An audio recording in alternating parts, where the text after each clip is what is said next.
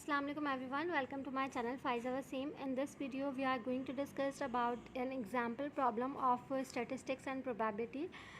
इस वीडियो में हम बात करेंगे मल्टीप्लिकेटिव लॉ ऑफ प्रोबेबिलिटी की एक एग्जाम्पल प्रॉब्लम को, जिसमें हमारे पास क्वेश्चन अवेलेबल है कि 3 हमारे पास ब्लू मार्बल्स हैं, 2 हमारे पास रेड मार्बल्स हैं और 4 हमारे पास येलो मार्बल्स हैं।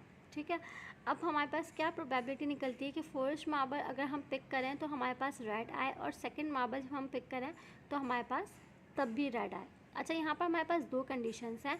एक ये कि जब आप मार्बल को उठा रहे हैं तो वापस आप उसी बल्क के अंदर जहाँ से आपने उठाया वापस वहीं पर रखेंगे तो किस तरह से प्रोबेबिलिटी कैलकुलेट होगी।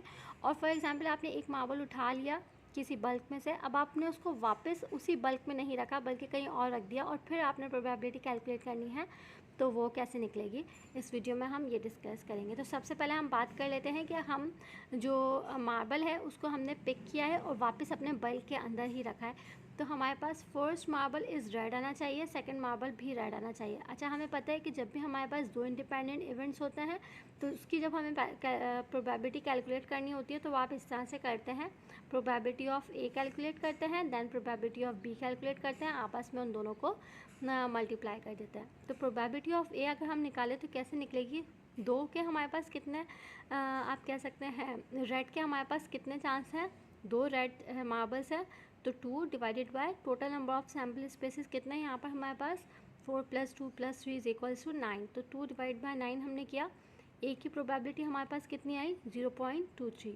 इसी तरह से अगर मैं बात करूँ बी की, तो बी हमारे पास क्या था, सेकंड मार्बल भी रेड आना चाहिए। अच्छा, यहाँ पर कंडीशन हम दो निकाल रहे हैं, हमने फर्स्ट वाले में से एक मार्बल पिक कर लिया था, अगर हम वापस उसी बल्क के अंदर रख देते हैं तो दोबारा से वो हमारे पास 9 हो जाएंगे। ठीक है, तो हम उसको 2 डिवाइड बाय 9 करेंगे। लेकिन अगर हमने बल्क में से रेड मार्बल उठाया और उसको अपने साइड पर रख दिया तो क्या हमारे पास कंडीशन आती है कि अब जो टोटल हमारे पास मार्बल्स रह गए, एक रेड उसमें से माइनस हो गया था तो कितने रह गए थे, 8, तो नंबर ऑफ सैम्पल स्पेसिस 8 रह जाएंगे।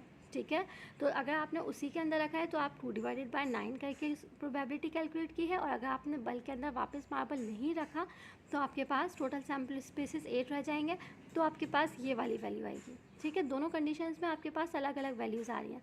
तो पहले हमने इन दोनों को मल्टीप्लाई किया है, यानी कि 0.22 multiply by 0.22 is equals to जो आंसर आया है आपके पास 0.0484। ये कब आया है हमारे पास, जब आपने बल्क के अंदर मार्बल उठाया और वापस वहीं पर वापस गया। लेकिन जब आप वापस वहाँ पर नहीं रख रहे तो आपके पास सैम्पल स्पेसिस में एक माइनस हो गया था, यानी कि 8, तब आपके पास वैल्यू ये वाली आई थी। तो आप 0.23 को मल्टीप्लाई किससे करेंगे, 0.125 के साथ, तो आपके पास जो आंसर आएगा वो आएगा 0.0275। I hope this video is clear to all of you.